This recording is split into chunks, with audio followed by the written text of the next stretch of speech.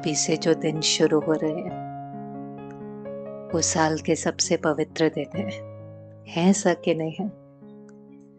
और इसलिए ऑलरेडी वायुमंडल में बहुत उमंग उत्साह खुशी, लेकिन इसके साथ साथ जरूरी है कि हम देवियों का तो आह्वान करें ही, लेकिन उसके साथ साथ हमारे अंदर जो दैवी शक्तियां उसका भी आह्वान करें।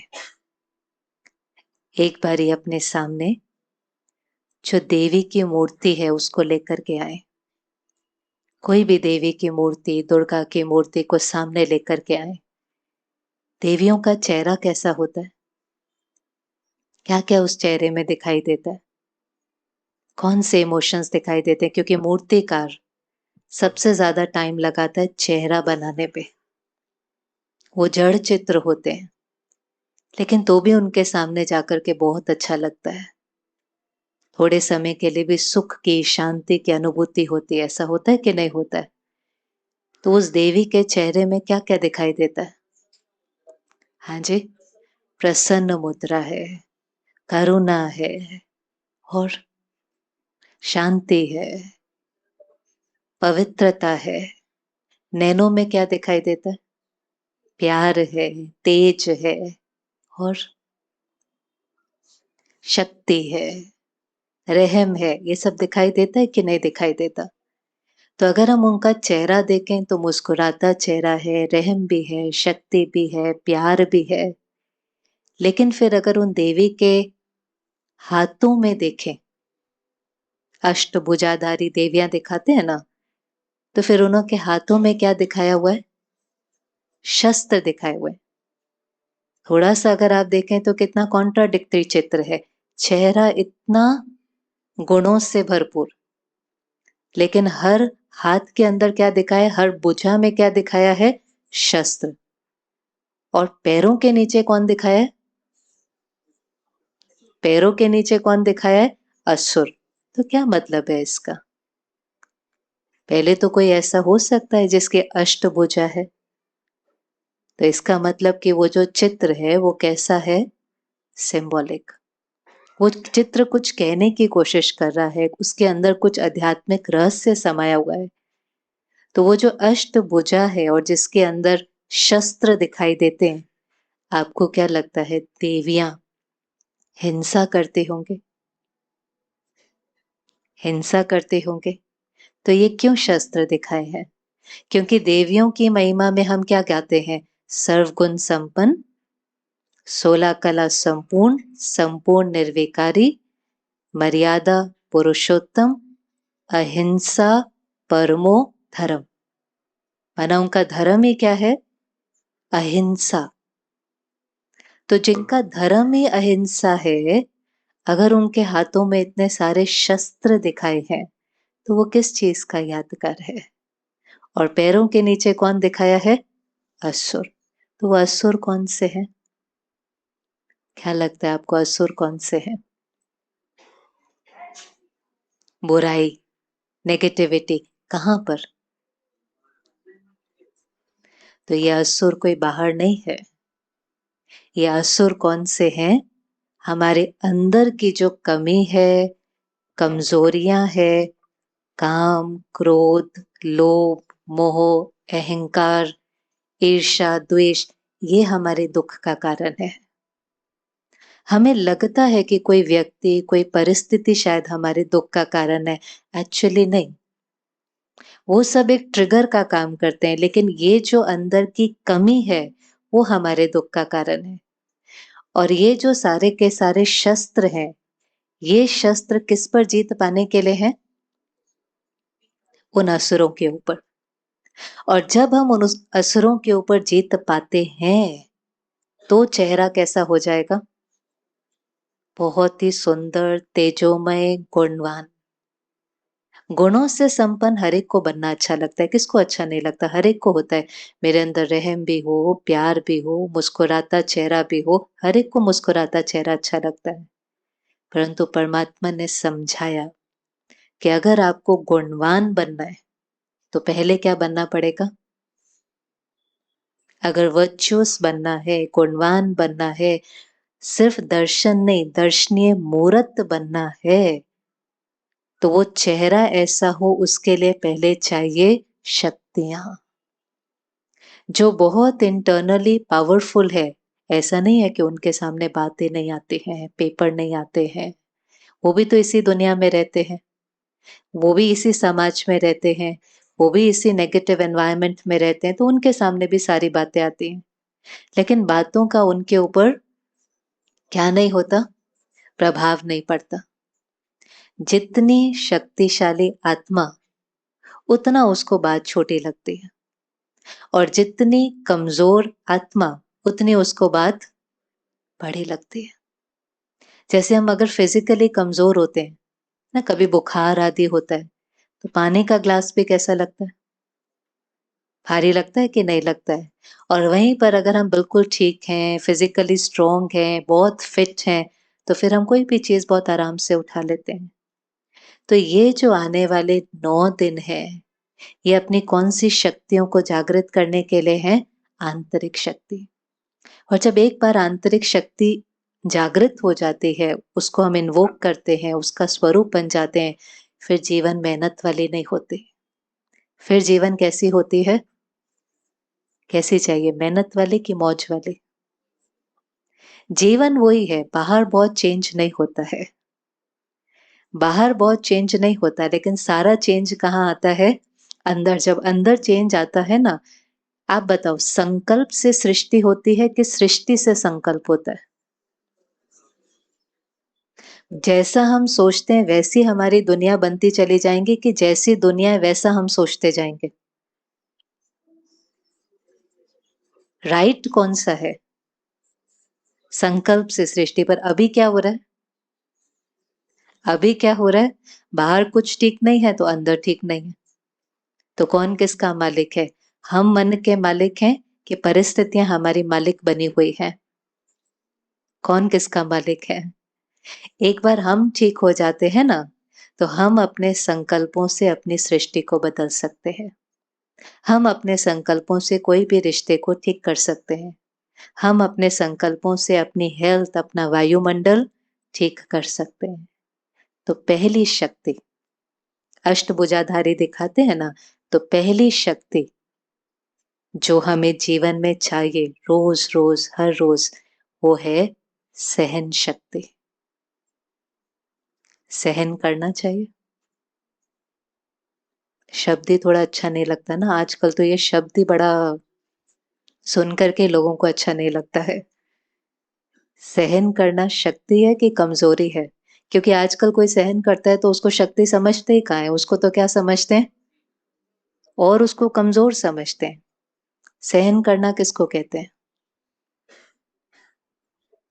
हाँ, कहते तो शक्ति है, सहन शक्ति, सहनशीलता।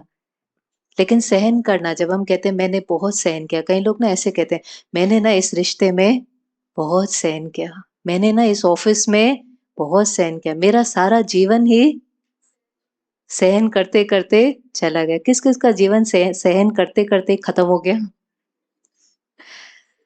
सभी का? नहीं नहीं। एक्चुअली में जो सहन करता है ना, वो कभी बोलता ही नहीं है कि वो सहन कर रहा है। क्योंकि वो जब शक्ति होती है तो आपको वो चीज फील नहीं होती। हम सहन नहीं करते, हम तो दबाते हैं। और जब हम दबते जाते हैं तो हम उस चीज में कोई सुखी थोड़ी ना है, कंफर्टेबल थोड़ी ना है। हम तो अंदर से बहुत डिस्टर्ब्ड है, अनकंफर्टेबल है, दर्द में है। अगर कोई दर्द में है तो वो शक्ति नहीं है, अगर वो दर्द में है तो कमजोरी है। पहले तो सहन करना चाहिए कि नहीं करना चाहिए? कहाँ करना होता है सहन? कहाँ सहन करना होता है? छोटी सी बात ले लें, घर में कोई है, उसने हमारे से अच्छे से बात नहीं करी, किसी ने हमसे थोड़ा रूडली बात करी, किसी ने हमारी थोड़ी सी इंसल्ट कर दी, किसी ने हमें थोड़ा सा कुछ क्रिटिसाइज कर दिया। नवरात्रि का पहला दिन था, हमने नई ड्रेस खरीदी थी, हम गए नीचे गरबा खेलने, और किसी ने देख करके कह दिया ये कलर तो आपको सूट ही नहीं कर रहा है। बातें कोई बड़ी बड़ी थोड़ी ना होती हैं, बातें तो इतनी छोटी छोटी छोटी होती। तो अब हमें कैसा लगता है? हमें कैसा लगता है? सहन करना चाहिए कि कुछ बोलना चाहिए? सहन करना किसको कहते हैं? हाँ जी, सहन करना किसको कहते हैं? किसी ने हमें क्रिटिसाइज किया, किसी ने हमें इंसल्ट किया, वहां से जो एनर्जी आई उसकी क्वालिटी कैसी है? नेगेटिव है। वहां से जो किसी ने हमें ईंट मारी, ईंट का जवाब?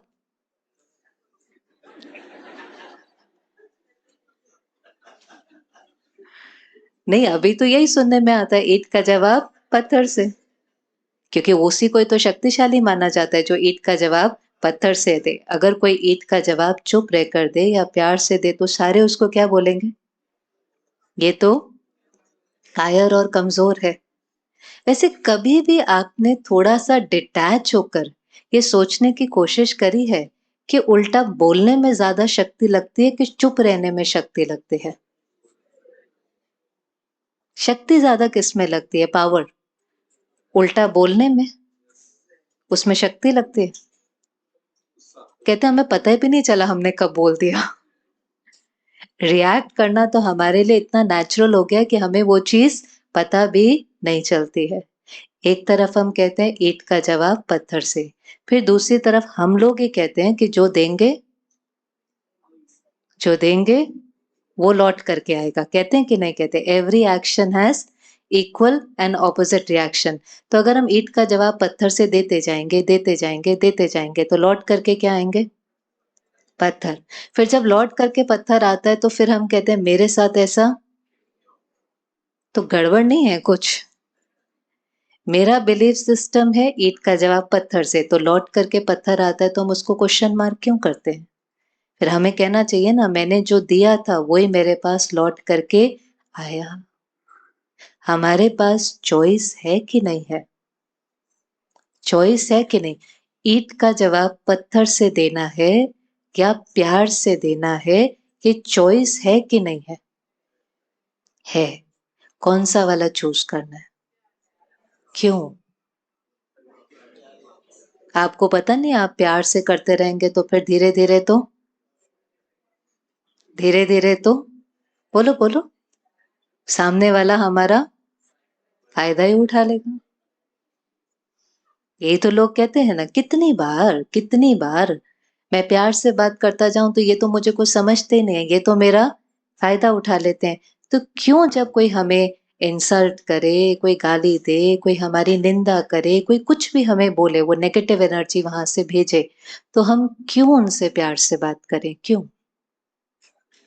हाँ जी, क्योंकि प्यार वापस लौट करके आएगा। अच्छा, जो लौट करके आएगा वो छोड़ दो, फ्यूचर के बारे में ना हमसे सोचा नहीं जाता है कभी कभी। उस समय क्या बेनिफिट है उस समय?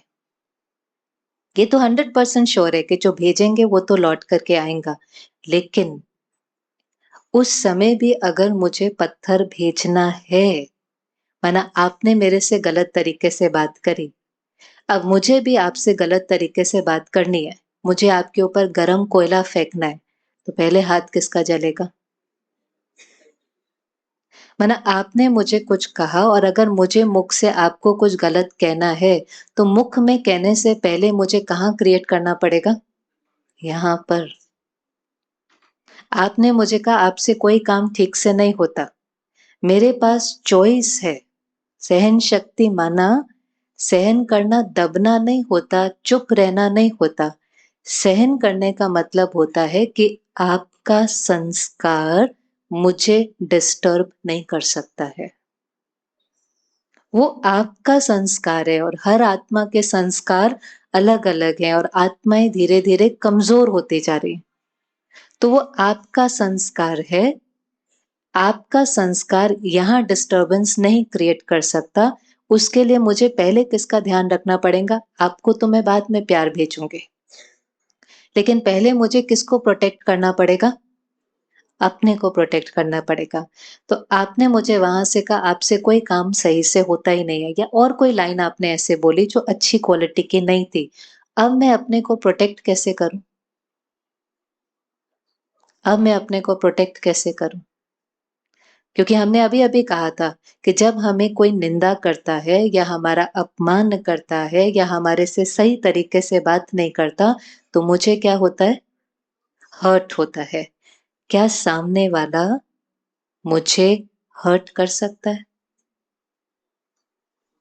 क्या सामने वाला मुझे हर्ट कर सकता है? कर सकता है कि नहीं कर सकता? करता ही है। सामने वाला वहां खड़े होकर के गलत गलत गलत गलत बोल सकता है। ऐसा हो सकता है कि सामने वाला 3 जनों को एक जैसा गलत गलत गलत बोले, लेकिन तीनों का जो रिएक्शन है वो अलग अलग है।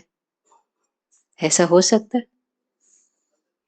एक है जो अपसेट हो जाए, एक हो जो गुस्सा हो जाए और एक है जो बिल्कुल स्टेबल है। ये 3 रिएक्शन अलग अलग क्यों है? हाँ जी, किसकी सोच? सबकी सोच अलग अलग है। तो हर्ट कौन क्रिएट कर रहा है? हर्ट कौन क्रिएट कर रहा है? वहां आप खड़े होकर के कुछ भी बोल सकते हो, लेकिन सबसे बड़ा राज, इस राज को समझना। परमात्मा कहता है जिन्हों को राज पता है ना, वो कभी नाराज नहीं होते।